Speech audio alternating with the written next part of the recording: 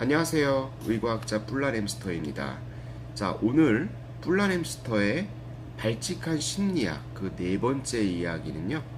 심장이 두근거리면 사랑에 빠질까라는 주제를 가지고 심박수와 연애 감정의 신기한 관계에 대해서 알아보려고 합니다. 자, 우리 사랑이 싹 트는 데는 그 효과적인 장소가 있다고 해요.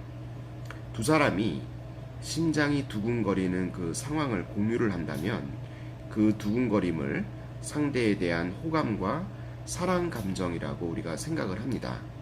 자, 이거를 증명한 그 심리학자들이 있는데요. 캐나다의 심리학자인 더튼과 에런이라는 심리학자들이 흔들다리 실험을 통해서 밝혔습니다. 그래서 이들이 실험을 해서 증명을 했다고 해가지고 이 법칙을 흔들다리 효과라고 얘기를 해요. 자, 잠깐 그 두 심리학자가 진행을 한 실험에 대해서 언급을 드릴게요.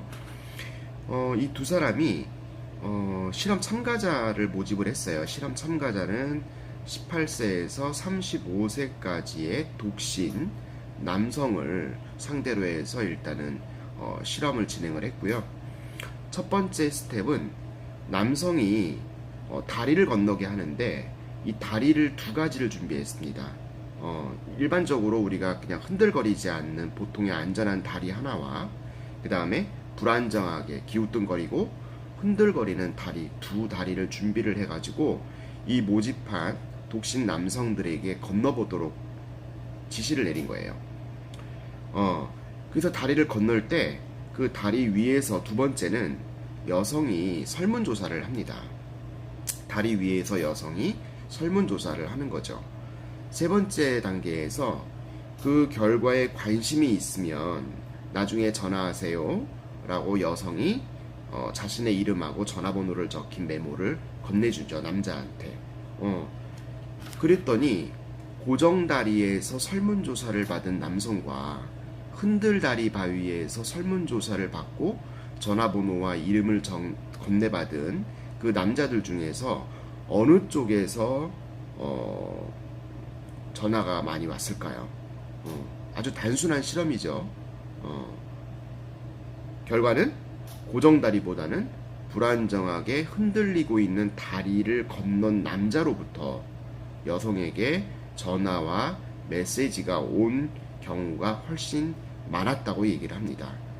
자, 그럼 물리적으로 흔들리는 다리 위에서 그 남성이 느꼈을 여성에 대한 감정은 어땠을까라는 생각을 해볼 수가 있죠.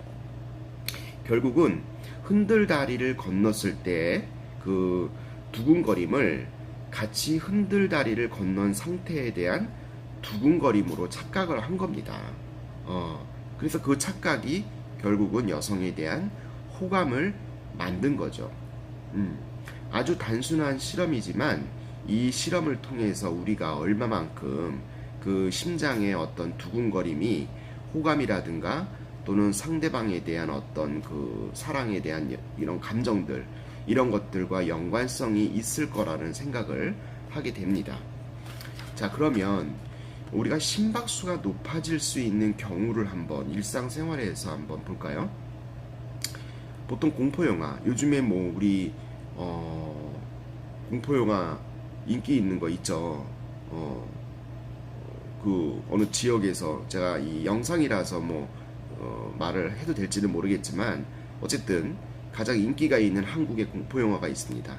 이 공포영화든지 아니면은 뭐 월드컵이라든가 올림픽 또는 얼마 전에 평창올림픽이 있었지만은 금메달을 따기 위한 어떤 스포츠 경기, 또 놀이동산에서 롤러코스터를 탈 때도 우리가 흥분을 하죠.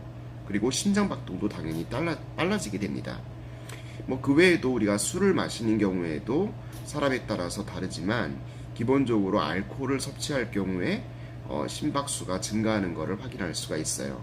심박수를 증가시키는 원인은 다양하지만 이러한 현상들이 나타나는 상황을 봤을 때 우리가 두 남녀가 서로 데이트를 하거나 또는 어떤 그 사람을 만나는 관계에서 호감을 느끼기 위해서는 이렇게 뭐 이런 롤러코스터를 탄다든지 또는 공포영화를 본다든지 술을 좀 마신다든지 이런 상황을 같이 공유하는 것이 중요하다고 합니다. 이렇게 되면은 그 자리에 장소에 같이 함께 공유하고 있다, 즐거운 시간을 같이 보내고 있다라는 그런 상태가 되기 때문에 더욱 즐겁다라는 생각을 하게 되고, 또 상대방에 대한 어떤 그 연애 감정을 느끼게 되는 거죠.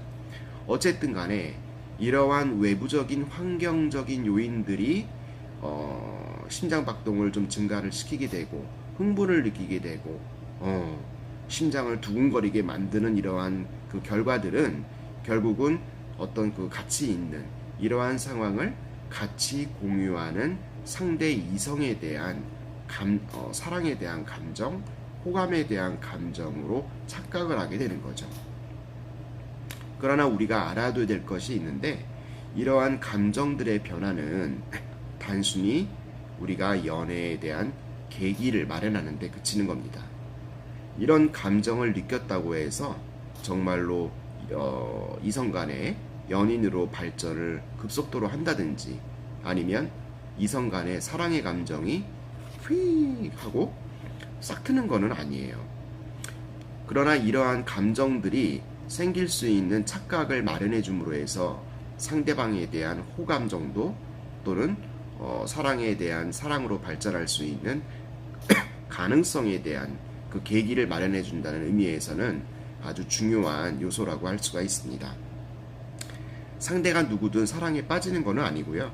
상대에게 호감을 느끼고 사랑의 감정을 싹트게 하기 위해서는 어느 정도 우리가 많은 노력을 해야 된다. 그 노력이라는 거는 뭐 여러 가지 외적인 요인도 있겠지만은 서로 상대방에 대한 진실된 감정을 느낄 수 있도록 노력을 해야 된다는 것이 중요하다고 생각이 되죠. 자, 오늘은 우리가 심장이 두근거리면 사랑에 빠진다는 주제를 가지고 이야기를 하고 있는데요. 자, 마지막으로 우리가 심리 테크닉, 제가 누구겠습니까? 뿔란 햄스터 아닙니까? 자, 의과학자 뿔란 햄스터의 심리 테크닉을 하나 알려드릴게요. 자, 어쨌든 간에 우리가 상대방에 대한 호감을 느끼기 위해서는 심장을 두근거리게 만들어야 돼요. 그렇게 우리가 생리적으로 심장을 두근거리게 만들 수 있는 방법이 하나가 있는데요. 첫 번째는 우리가 특별한 장소에 가기가 어렵기 때문에 시간도 없고 또 가기도 귀찮아. 그래도 나는 저 상대방에 대해서 호감을 느끼게 하고 싶어. 이런 사람들은 상대방을 만나야 될 거 아니야, 일단은. 근데 상대방이랑 만나서 이야기를 할 때 그 상대방의 왼쪽 편에 쓰세요. 왜냐면 우리 심장이 오른쪽에 있을까요? 왼쪽에 있을까요? 심장이 오른쪽에 있다고 하는 사람도 있어. 보면 심장은 왼쪽에 있어요. 그래서 왼쪽에 서서 이야기를 하면, 왼쪽은 심장이 있는 부분이기 때문에 이 부분이 좀 약한 부분이라고 우리가 생각을 합니다. 그래서 상대가 생리적으로 조금 더 심장박동이 올라간다든지 그런 생리적인 변화를 느낄 수 있다고 합니다. 뭐 그렇다고 해서 전혀 마음에 들지도 않고 완전히 뭐 내 스타일이 아니야 이런 사람들인 경우에는 안 통할 수도 있겠죠. 어느 정도 상대방에 대한 관심이 있을 경우에는 반드시 상대방 왼쪽 편에 서서 이야기를 하거나 같이 이렇게 즐겁게 공유를 하시기 바랍니다. 자, 그래서 오늘은 심장이 두근거리면 사랑이 빠질까? 빠진다가 정답이 되겠어요. 자, 다음 영상에서 봐요. 안녕. 바이바이. 구독장, 추천장, 좋아요장.